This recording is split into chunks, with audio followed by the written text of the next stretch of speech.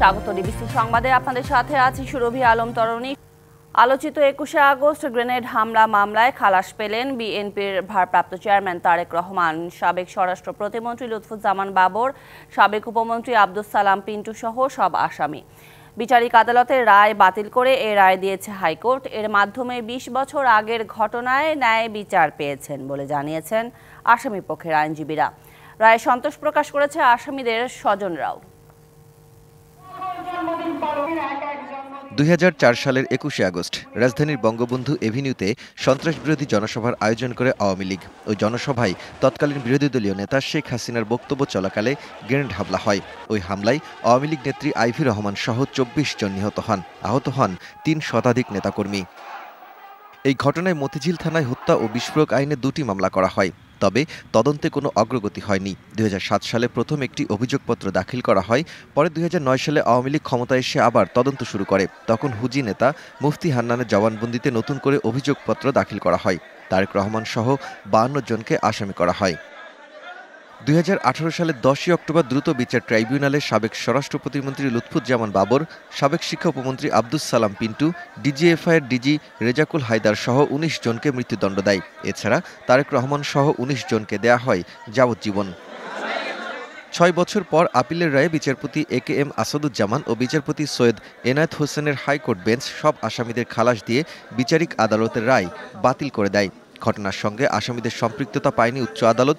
পরে আসামিপক্ষের আইনজীবীরা জানান, প্রকৃত অপরাধী না খুঁজে রাজনৈতিক ফায়দা নিয়েছে আওয়ামী লীগ। ডাইরেক্ট কোনো এভিডেন্স না থাকলে কাউকে মৃত্যুদণ্ড দেওয়া যায় না এবং সেখানে আজীবন সাজাও দেওয়া যায় না। সেই সমস্ত দিক বিচার বিশ্লেষণ করে আদালত মনে করেছে যে এই মামলায় যারা আপিল করেছে এবং যারা আপিল করতে পারে নাই প্রত্যেককেই খালাস দেওয়া প্রয়োজন। এই কনফেশনাল স্টেটমেন্ট প্রথম এবং দ্বিতীয় যেটা, এই দুটাই মুফতি হান্নান তার জীবদ্দশায় উনি এটাকে রিট্রাক্ট করে গেছেন। কাজে রিট্রাক্টেড কনফেশন এবং সেটার যদি করবোরেটিভ অন্য কোনো এভিডেন্স না থাকে তাহলে এটার উপর ভিত্তি করে কোনো আসামিকে সাজা দেওয়া যায় না। টাস্ক ফোর্স ইন্টেলিজেন্স সেলে 200 দিন, 220 দিন, 261 দিন পর্যন্ত রাখা হয়েছে আসামিদের।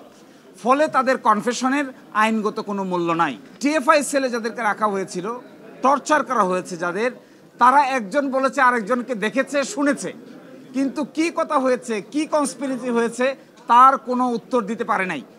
আইনজীবীরা আরও জানান, বিএনপির ভারপ্রাপ্ত চেয়ারম্যান তারেক রহমানকে দণ্ড দিয়ে তাকে রাজনৈতিকভাবে বিতর্কিত করার চেষ্টা করা হয়েছে।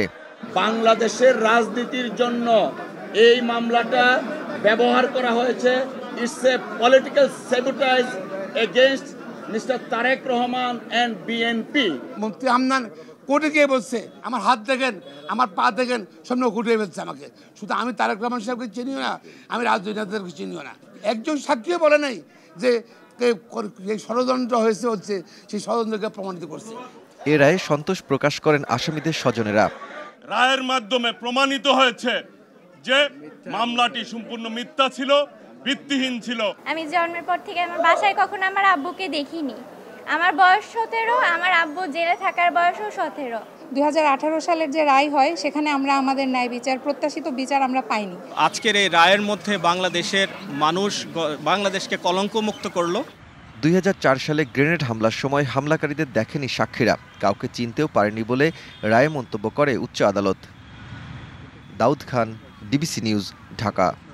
আওয়ামী লীগের শাসনের 15 বছরে প্রায় 2 লাখ কোটি টাকা পাচার হয়েছে। সেখানে শেখ হাসিনা শাসনামলে বছরে গড়ে 16 বিলিয়ন মার্কিন ডলার পাচার হয়েছে। শ্বেতপত্র প্রণয়নে গঠিত কমিটি 3 মাসের অনুসন্ধান প্রতিবেদনে এই তথ্য উঠে এসেছে। দুপুরে প্রধান উপদেষ্টার কার্যালয়ে ডক্টর মোহাম্মদ ইউনূসের কাছে শ্বেতপত্র প্রণয়ন কমিটি প্রতিবেদন জমা দিয়েছে। প্রতিবেদনটিকে ঐতিহাসিক দলিল আখ্যা দিয়ে আর্থিক খাতে যে ধরনের ঘটনা ঘটেছে তা আতঙ্কিত বিষয় বলে উল্লেখ করেন প্রধান উপদেষ্টা। এটি চূড়ান্ত হওয়ার পর জনসাধারণের জন্য প্রকাশ এবং স্কুল, কলেজ, বিশ্ববিদ্যালয়ের পাঠ্যপুস্তকে অন্তর্ভুক্ত করে শিক্ষার্থীদের পড়ানো উচিত বলে মত প্রকাশ করেন ডক্টর ইউনূস। সরকারের কোনো হস্তক্ষেপ ছাড়াই স্বাধীনভাবে কাজ করার কথা জানান কমিটির প্রধান দেবপ্রিয় ভট্টাচার্য। 29টি প্রকল্পের মধ্যে 7টি বড় প্রকল্প পরীক্ষা করে দেখা গেছে প্রতিটিতে 10,000 কোটি টাকার বেশি ব্যয় হয়েছে। প্রতিবেদনটি শিগগিরই জনসাধারণের জন্য প্রকাশিত হবে। গেল ১.৫ দশক দেশে কথা বলার কোনো জায়গা ছিল না, সেখানে মত প্রকাশে বড় ভূমিকা রেখেছে গবেষণা প্রতিষ্ঠান সিপিডি, এমন অভিমত বিশিষ্টজনদের। তারা বলছেন, স্বৈরাচার পতনের পর বর্তমান দায়িত্বশীল অনেকেরই মনস্তাত্ত্বিক পরিবর্তন হয়নি। সংস্থাটির ৩০ বছরের পথ চলার শীর্ষক অনুষ্ঠানে এক ভিডিও বার্তায় ন্যায়ভিত্তিক সমাজ প্রতিষ্ঠায় আগামী দিনেও সিপিডিকে জোরালো ভূমিকা রাখার আহ্বান জানান প্রধান উপদেষ্টা। ৯০ পরবর্তী দেশের রাজনীতি যখন একে অন্যের মুখ না দেখার, তখন বস্তুনিষ্ঠ গবেষণা নিয়ে সিপিডি হয়ে ওঠে মুক্ত আলোচনার অন্যতম প্ল্যাটফর্ম। সিপিডির ৩০ বছরের পথ চলার সেই গল্প তুলে ধরেন অধ্যাপক doctor Rehman Sobhan. Democratically elected parliament সংসদের বাইরে সরকার বিরোধী ও সুশীল সমাজের কথা বলার জায়গা করে দিয়েছে সিপিডি। নীতির সংকট নয়, বরং মাঝে মাঝে দেশে বড় সংকট হয়ে দাঁড়ায় তার বাস্তবায়ন। বিগত সরকার শেষ দিকে আলোচনার সব দরজা বন্ধ করে দিয়েছিল। এ সময় বক্তারা বলেন, সুশাসন ও জবাবদিহি নিশ্চিতে সিপিডি প্রথম আলোচনা শুরু করে। তো কিছুর মধ্যে যে সিপিডি তাদের কাজ চালিয়ে যেতে পেরেছেন। বিএনপি নেতা আমির খসরু মাহমুদ চৌধুরী বলেন, জনগণের ভোটের অধিকার কেড়ে নিয়েছিল আওয়ামী লীগ সরকার, আর সেই ব্যবস্থা টিকিয়ে রাখতে পরে বাকি সব অধিকারও কেড়ে নেওয়া হয়। আপনি যদি ভোটাধিকার কেড়ে নেন, বাকি অধিকার তো আপনাকে কেড়ে নিতেই হবে, ইটস এ মাস্ট, নাহলে তো আপনি থাকতে পারছেন না ওখানে। একটার পর একটা অধিকার কেড়ে নিতে হবে। এই জন্য আমাদের we have to make sure যে বেসিক ফান্ডামেন্টালটা আমাকে ঠিক রাখতে হবে। এ সময় সাংবাদিক মাহফুজ আনাম বলেন, স্বৈরাচার পতন হলেও দায়িত্বশীলদের মননে এখনো পরিবর্তন আসেনি। যে ফ্যাসিস্ট সাইকোলজির মধ্যে বাস করে আমি তাকে চূর্ণ বিচূর্ণ করে নতুনের দিকে আসছি। ক্ষমতা এখন আমি এসছি, আমি কি সেই পুরনো অভ্যাস ত্যাগ করছি? পূর্ববর্তী সরকারের পতনের অন্যতম কারণ হচ্ছে সে মিডিয়ার গলা চিপে ধরেছিল। পরে এক ভিডিও বার্তায় সিপিডির কাজের প্রশংসা করেন প্রধান উপদেষ্টা। আহ্বান জানান ন্যায়সঙ্গত সমাজ প্রতিষ্ঠায় জোরালো ভূমিকা রাখার। একটি গণতান্ত্রিক, ন্যায়ভিত্তিক ও জবাবদিহিমূলক সমাজ প্রতিষ্ঠায় সিপিডি সবসময় সচেষ্ট থেকেছে। আমি আশা করি সিপিডি অতীতের মতোই বর্তমানে ও আগামীতে তার বুদ্ধিবৃত্তিক অবদান অব্যাহত রাখবে। গবেষণা প্রতিষ্ঠানটির ৩০ বছরের পথ চলার নানা চ্যালেঞ্জের কথা তুলে ধরেন বক্তারা। মুস্তাফা মাহবুব, ডিবিসি নিউজ, ঢাকা। বাংলাদেশের ক্ষমতাচ্যুত প্রধানমন্ত্রী শেখ হাসিনার ঘনিষ্ঠ সাবেক মন্ত্রীসহ রাজনীতিক ও ব্যবসায়ীদের বিপুল সম্পত্তির সন্ধান পাওয়া গেছে যুক্তরাজ্যে। এক প্রতিবেদনে এ তথ্য জানায় ব্রিটিশ গণমাধ্যম দ্য গার্ডিয়ান। বলা হয়েছে, যুক্তরাজ্যের আবাসন খাতে তাদের বিনিয়োগ করা সম্পত্তির পরিমাণ ৪০ কোটি পাউন্ড, অর্থাৎ ৬,০০০ কোটি বাংলাদেশি টাকারও বেশি। বাংলাদেশ থেকে পাচার করা অর্থ দিয়ে এসব সম্পত্তি কেনা হয়েছে বলে অভিযোগ। এদিকে অবজারভার ও ট্রান্সপারেন্সি ইন্টারন্যাশনালের অনুসন্ধানে বলা হয়, যুক্তরাজ্যে শেখ হাসিনা ঘনিষ্ঠ ব্যক্তিদের নামে প্রায় ৩৫০টি সম্পত্তির সন্ধান পাওয়া গেছে। এর মধ্যে ফ্ল্যাট থেকে শুরু করে সুবিশাল অট্টালিকা রয়েছে। যুক্তরাজ্য ও দেশটির বাইরের বিভিন্ন প্রতিষ্ঠানের নামে এই সম্পত্তির অনেকগুলো কেনা হয়েছে। অনুসন্ধানে দেখা গেছে, অফশোর কোম্পানির মাধ্যমে কেনা ওই সম্পত্তির অনেকগুলোর মালিকানায় রয়েছেন সাবেক প্রধানমন্ত্রীর বেসরকারি শিল্প ও বিনিয়োগ বিষয়ক উপদেষ্টা সালমান এফ রহমান ও বসুন্ধরা গ্রুপের পরিবারের সদস্যরা। এছাড়া সাবেক ভূমিমন্ত্রী সাইফুজ্জামান চৌধুরী, নাসা গ্রুপের চেয়ারম্যান নজরুল ইসলাম মজুমদার ও তাদের পরিবারের সদস্যদেরও বহু সম্পত্তির মালিকানা রয়েছে। বাংলাদেশ সকল দেশকে বন্ধু হিসেবে দেখতে চায়, প্রভু হিসেবে নয়, এমন মন্তব্য করেছেন জামায়াতে ইসলামের আমির ডাক্তার শফিকুর রহমান। সকালে খুলনার খান জাহান আলী থানা জামায়াতের কর্মী সম্মেলনে প্রধান অতিথির বক্তব্যে তিনি কথা বলেন। দেশ এখনও জঞ্জালমুক্ত হয়নি উল্লেখ করে তিনি বলেন, এখন জনগণের ঐক্যের বিকল্প নেই। আওয়ামী লীগ সরকারের সমালোচনা করে তিনি বলেন, বিগত সরকার দেশকে কারাগার বানিয়েছিল, শীর্ষ নেতাদের ফাঁসি ও কারাদণ্ড দিয়ে তারা জামায়াতকে ধ্বংস করতে চেয়েছিল। এছাড়া তিনি আরও বলেন, জুলাই আগস্টের আন্দোলনে যারা জীবন দিয়েছে তাদের স্বপ্ন বাস্তবায়ন করতে হবে। দেশ এখনো পুরো মুক্ত হয়নি, সমাজে হাজার জাতের জঞ্জাল এখনো রয়ে গেছে। ওই জঞ্জাল আমাদেরকে পরিচ্ছন্ন করে ফেলতে হবে ইনশাআল্লাহ। যেই বাংলাদেশ বিদেশে সবাইকে বন্ধু হিসাবে দেখবে, কাউকেই প্রভু মেনে নেবে না, আল্লাহ ছাড়া কারো কাছে মাথা নত করবে। যেদিকে হাত বাড়াবো সেই দিকে বন্ধুর হাত পেতে চাইব। কোনো আগ্রাসী হাত আমরা দেখতে চাই না।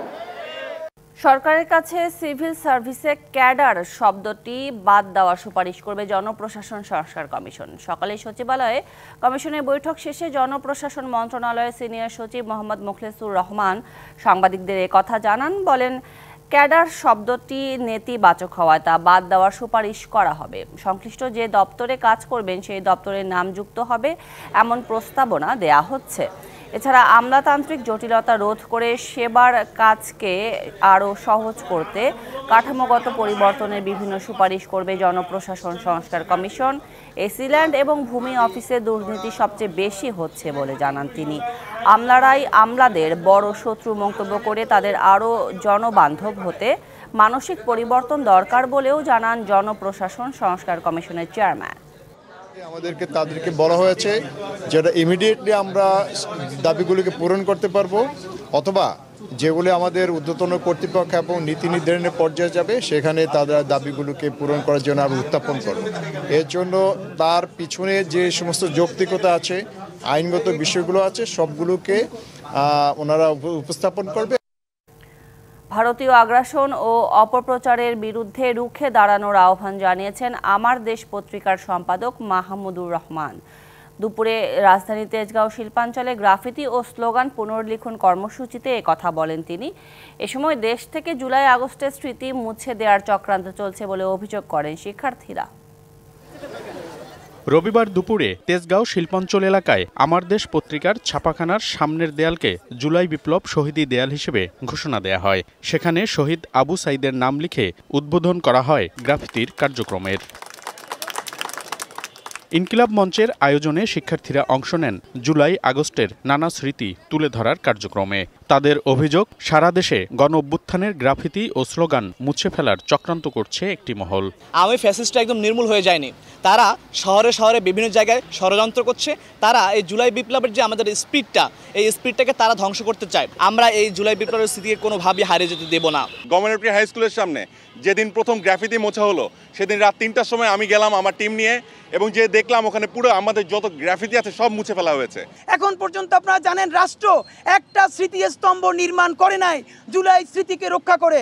পরে আমার দেশ পত্রিকার সম্পাদক মাহমুদুর রহমান সবাইকে ভারতীয় আগ্রাসনের বিরুদ্ধে রুখে দাঁড়ানোর আহ্বান জানান। বাংলাদেশ যাতে একটি স্বাধীন জাতি হিসেবে মাথা উঁচু করে দাঁড়াতে না পারে, তারা বাংলাদেশকে ভারতের একটি আশ্রিত রাজ্য হিসেবে দেখতে অভ্যস্ত মানসিকতার দিক দিয়ে।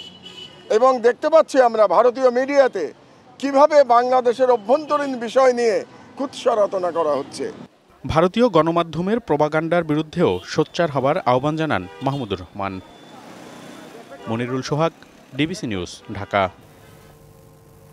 তত্ত্বাবধায়ক সরকার ব্যবস্থা ফেরাতে আপিল বিভাগে রিভিউ শুনানি হবে 19শে জানুয়ারি। বিএনপি ও জামায়াতের 1 মাস সময় আবেদনের পরিপ্রেক্ষিতে এই সিদ্ধান্ত দিয়েছে সর্বোচ্চ আদালত।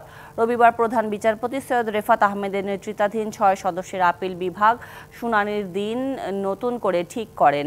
এর আগে সকালে বিএনপির পক্ষে আইনজীবী জয়নুল আবেদিন 1 মাস সময় আবেদন করেন। এই সময় জামায়াতেও এই বিষয়ে আদালতে আবেদন করেন।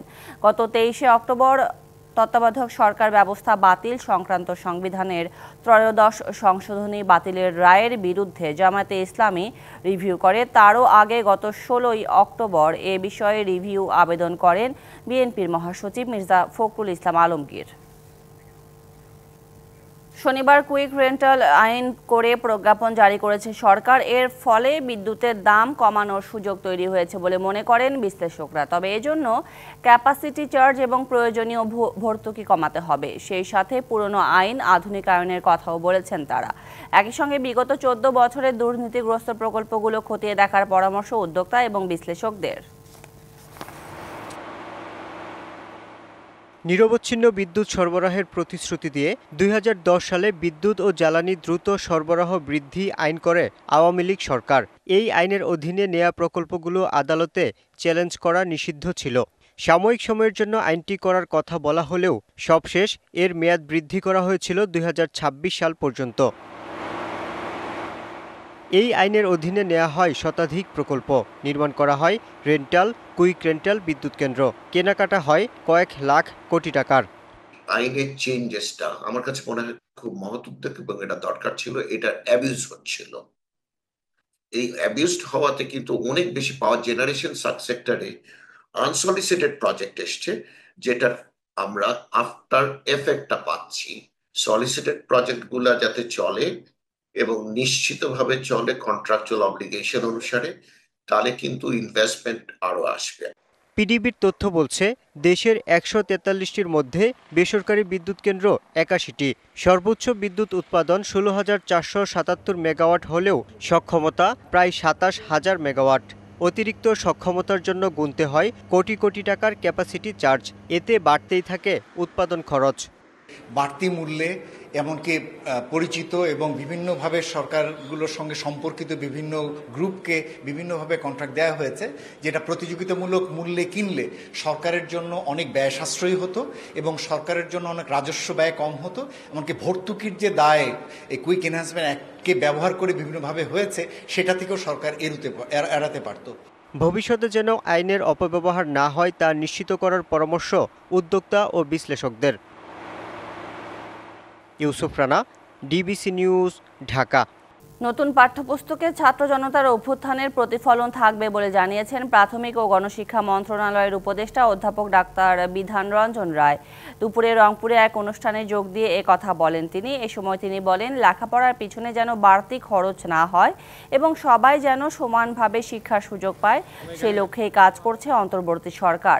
শিগগিরই প্রাথমিক বিদ্যালয়ের শিক্ষার্থীদের জন্য মিড ডে মিল চালুর উদ্যোগ নেওয়া হয়েছে। প্রথম পর্যায়ে ১৫০টি উপজেলাকে টার্গেট করে কার্যক্রম চলমান থাকবে। ১ জানুয়ারিতেই প্রাথমিকে সবার হাতে নতুন বই পৌঁছে যাবে বলে আশা প্রকাশ করেন উপদেষ্টা। এছাড়া প্রাথমিকে শিশু শিক্ষার্থীদের পাঠদানের আগ্রহ বাড়াতে নানা ধরনের পরিকল্পনার কথাও জানান তিনি। স্কুল ও কলেজ পর্যায়ে থাকা সমস্যা নিয়ে কাজ করার কথা জানিয়েছেন জুলাই শহীদ স্মৃতি ফাউন্ডেশনের সাধারণ সম্পাদক ও বৈষম্য বিরোধী ছাত্র আন্দোলনের অন্যতম সমন্বয়ক সার্জিস আলম।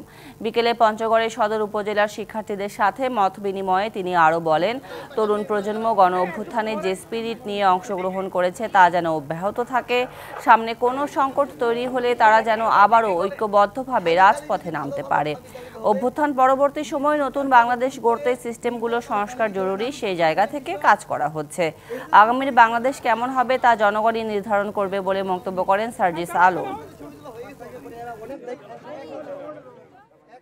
আপনারা ওই নাগরিক যারা নির্ধারণ করবেন যে আগামীর বাংলাদেশে আপনাদের এমপি কে হবে, মন্ত্রী কে হবে, প্রধানমন্ত্রী কে হবে। আপনাদের কিন্তু বিশাল বড় ক্ষমতা। এতদিন আমরা এই ক্ষমতা বুঝি নাই, কারণ ভোটই তো দিতে পারি না। কোয়ালিটিফুল প্রজন্ম গড়ে তোলার জন্য কোয়ালিটিফুল টিচার লাগবে। এখন থাকলে আলহামদুলিল্লাহ, না থাকলে নিয়ে আসার ব্যবস্থা করতে হবে।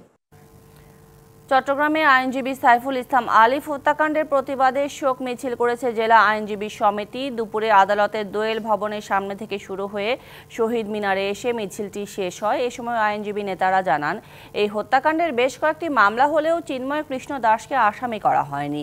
এ নিয়ে ক্ষোভ জানান আইনজীবীরা। দ্রুত তাকে হুকুমের আসামি করার পাশাপাশি ইসকনকেও নিষিদ্ধের দাবি জানান তারা। হত্যার প্রতিবাদে কয়েকদিন কর্মবিরতি পালন করলেও ৪ দিন পর আজ থেকে শুরু হয় আদালতের কার্যক্রম।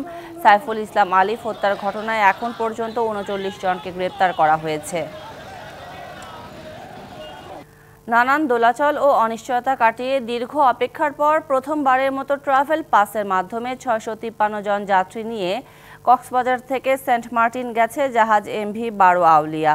চলতি মৌসুমে এই রুটে ৩টি জাহাজ চলাচলের অনুমতি পেলেও প্রথম দিন সেন্ট মার্টিনের উদ্দেশ্যে রওনা দিয়েছে একটি। দেশের একমাত্র প্রবাল দ্বীপ সেন্ট মার্টিন। দেশি বিদেশি ভ্রমণ পিয়াসীরা এই দ্বীপের অপরূপ সৌন্দর্য উপভোগ করতে বরাবরই আকুল থাকে। তবে সম্প্রতি দূষণের কবল থেকে দ্বীপটিকে বাঁচাতে পর্যটক সীমিতকরণ ও রাত্রিযাপনে নিষেধাজ্ঞা দেওয়া হয়। ডিসেম্বর ও জানুয়ারি মাসে রাত্রিযাপনের নিষেধাজ্ঞা না থাকলেও দিনে ২,০০০-এর বেশি পর্যটক যেতে পারবেন না। দীর্ঘ অপেক্ষার পর শিশির ভেজা সকালে কক্সবাজার শহরের নুনিয়ারছড়া IWTA জেটিঘাটে জড়ো হন সেন্ট মার্টিনগামী পর্যটকরা।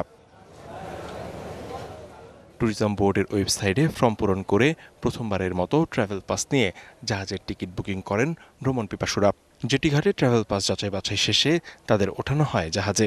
এইবার হচ্ছে একটু ভিন্ন রকম ট্রাভেল পাস নিয়ে যেতে হচ্ছে, গতবার যেটা আমাদের করতে হয় নাই। স্মুথ, এভরিথিং ইজ অনলাইন নাও, তো এখন প্রবলেম হয় না। নর্মালি এখানে এসেও সবাই টিকিট কাটতে পারছে। পরিবেশ বান্ধব একটা পরিকল্পনার প্রথম ভ্রমণ হচ্ছে আমাদের এইটা, সত্যি এটা অন্যরকম ভালো লাগতেছে। দীর্ঘ প্রতীক্ষার পর দ্বীপটিতে ভ্রমণে যেতে পেরে খুশি ভ্রমণপ্রেমীরা। 9 মাস আগে আমাদের শিপটা বন্ধ ছিল, এখন ওপেন আপ করছে, তো এখন যাচ্ছি। নতুন আগ্রহ নিয়ে নতুনভাবে দেখার জন্য আমরা সবাই যাচ্ছি। নির্দেশনা মেনেই চলাচলের ব্যবস্থা নেওয়া হয়েছে বলছে জাহাজ মালিকদের সংগঠনের নেতারা। গতকালকে একদম ফাইনাল একটি মিটিং হয়েছে অ্যাপসের বিষয়ে। অ্যাপস আসলে সম্পূর্ণভাবে একজ্যাক্টলি পারফেক্ট করতে প্রায় আরও সপ্তাহ 2-1 লাগবে। প্রশাসন বলছে প্লাস্টিক বহনে কড়াকড়ি সহ পর্যটকদের নিরাপত্তায় সার্বিক ব্যবস্থা নেওয়া হয়েছে। তারা আনন্দের জন্য এসছেন, তাদের আনন্দকে আমরা নিশ্চিত করার জন্য সিকিউরিটি বিষয়টা কক্সবাজার ট্যুরিস্ট পুলিশ রিজিয়ন সর্বোচ্চ গুরুত্ব দিয়ে দেখছে। যাত্রীগণ এবং পর্যটকগণ যারা আছেন তারা সকলেই খুব স্বাচ্ছন্দ্যে এই অ্যাপটি ব্যবহার করতে পারছেন। আমরা আশা করছি এই পর্যটকরা সেন্ট মার্টিনে যাবেন এবং সে প্রাকৃতিক সৌন্দর্য এবং পর্যটনের যে সম্ভার উপভোগ করবেন এবং পাশাপাশি আমাদের যে অর্থনৈতিক সমৃদ্ধি হবে। ট্রাভেল পাস সংগ্রহ, জাহাজে চলাচলের অনুমতি ও পর্যটকবাহী জাহাজ ছাড়ার পয়েন্ট নির্ধারণ নিয়ে জটিলতার কারণে নভেম্বর মাসে চলাচল শুরু হওয়ার কথা থাকলেও তা শুরু হলো ডিসেম্বরে। DBC news desk.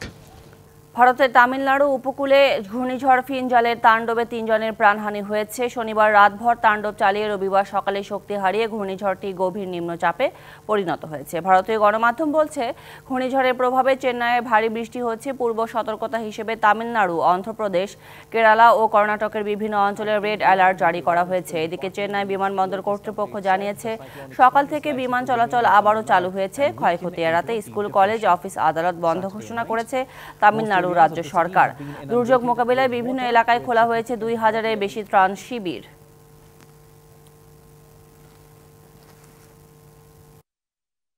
যুক্তরাষ্ট্রের সাবেক জাতীয় নিরাপত্তা কর্মকর্তা ভারতীয় বংশোদ্ভূত ক্যাশ প্যাটেলকে FBI প্রধান হিসেবে বেছে নিলেন নবনিযুক্ত মার্কিন প্রেসিডেন্ট ডোনাল্ড ট্রাম্প। শনিবার এক ঘোষণায় বর্তমান FBI প্রধান ক্রিস্টোফার রেকে পদ থেকে সরিয়ে দেওয়ার ইঙ্গিত দেন ট্রাম্প। FBI প্রধান থাকার সময় আদালতের সম্মতিতে সরকারি গোপনীয় নথি উদ্ধারে ট্রাম্পের বাসভবন তল্লাশি চালান রেই।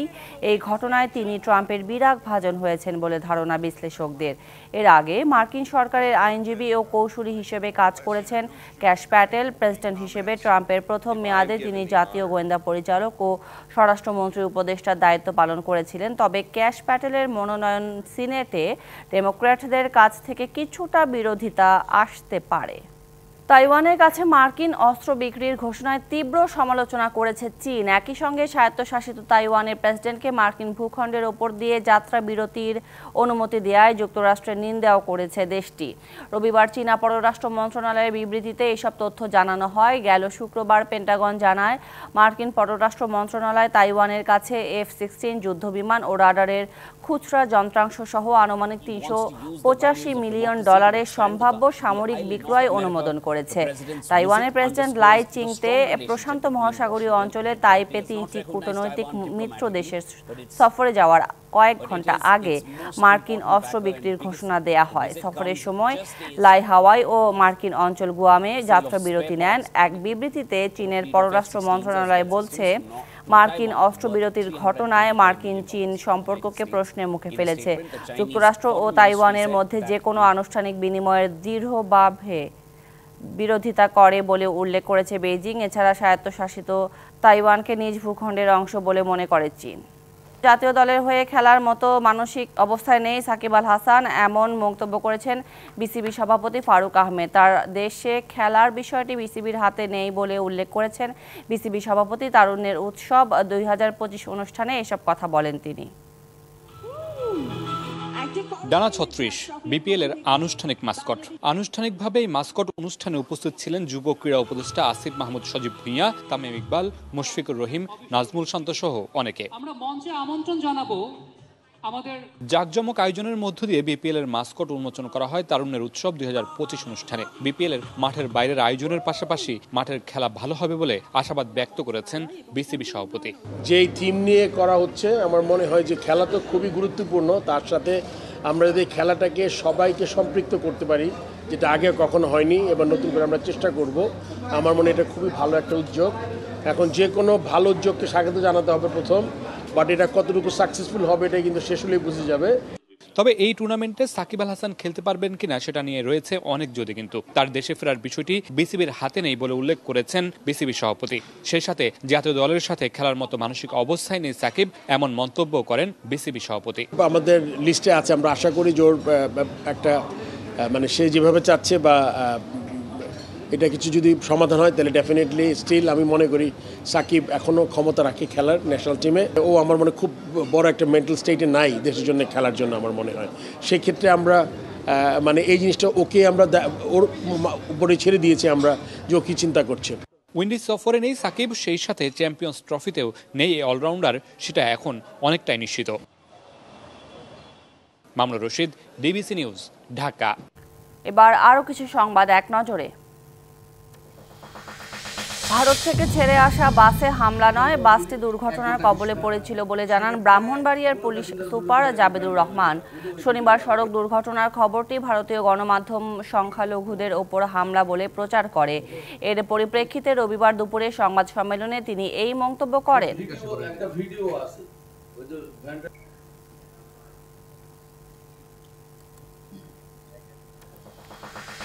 রাজশাহী মেডিকেল বিশ্ববিদ্যালয় স্থাপন প্রকল্পের নির্মাণ কাজের উদ্বোধন হয়েছে। সকালে নগরীর বাজে সিলিন্দা এলাকায় এই নির্মাণ কাজের উদ্বোধন করা হয়। বক্তারা বলেন, বিশ্ববিদ্যালয় চালু হলে দেশে বসেই আন্তর্জাতিক মানের চিকিৎসা শিক্ষা ও সেবা মিলবে। 2028 সালে প্রকল্পের কাজ শেষ হওয়ার কথা রয়েছে। সহযোগিতা থাকবে এবং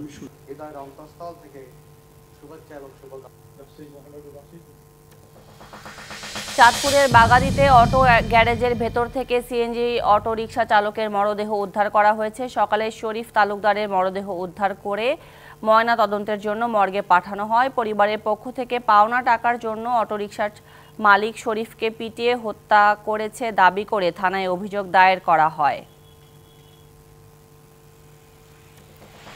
ইউনিয়ন পরিষদের প্যানেল চেয়ারম্যানদের পরিষদের আর্থিক ও প্রশাসনিক দায়িত্ব অর্পণ না করে অবৈধভাবে প্রশাসক নিয়োগের প্রতিবাদে সিরাজগঞ্জে মানববন্ধন ও বিক্ষোভ সমাবেশ হয়েছে। সকালে রায়গঞ্জ উপজেলা পরিষদ চত্বরে 8 ইউনিয়নে সাধারণ মানুষ এতে অংশ নেয়।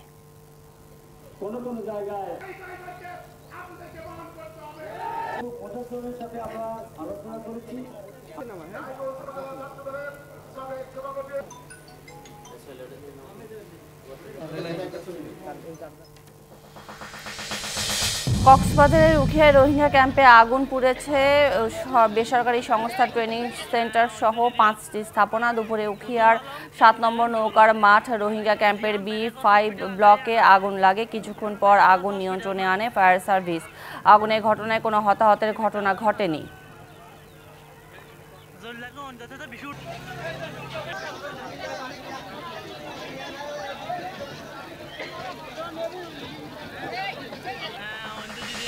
নড়াইলের কালিয়ায় বিনামূল্যে চক্ষু চিকিৎসা ও ওষুধ বিতরণ করেছে একটি স্বেচ্ছাসেবী সংগঠন।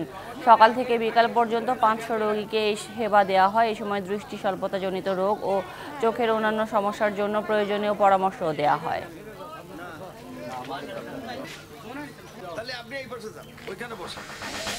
সংবাদে এই ছিল এখনকার মতো। ডিবিসি নিউজের সংবাদগুলো পড়তে ভিজিট করুন dbcnews.tv আর ভিজিট করুন ডিবিসি নিউজের ফেসবুক পেজ এবং ইউটিউব চ্যানেল। সঙ্গে থাকুন।